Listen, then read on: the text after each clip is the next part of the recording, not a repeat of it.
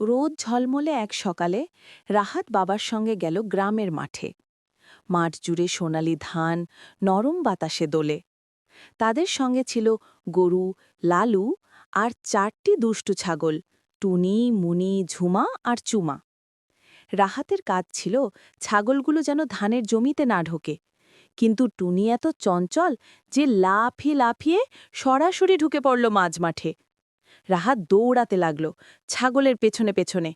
পথে এক শালিক এসে চিৎকার করে উঠল, চি চি, ওদিকে যেও না। মনে হলো যেন পাখিটা রাহাতকে সতর্ক করছে। রাহাত থেমে দেখে সামনে ছিল এক ছোট গর্ত, যেখানে সাপের বাসা। সে দ্রুত টুনিকে ধুয়ে ফিরিয়ে আনল। বাবা দূর থেকে হেসে বললেন, দেখেছ, প্রকৃতিরাও আমাদের সাহায্য করে যদি আমরা তাদের কথা বুঝতে পারি। এরপর রাহাত পুকুরের ধারে বসে দেখল হাঁসেরা পানিতে ভাসছে, প্রজাপতি ফুলে ফুলে উঠছে।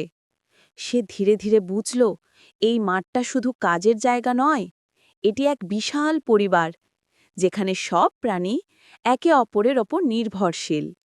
বাড়ি ফেরার সময় রাহাত বাবাকে বলল, বাবা, আমি আজ প্রকৃতির বন্ধু হতে চাই।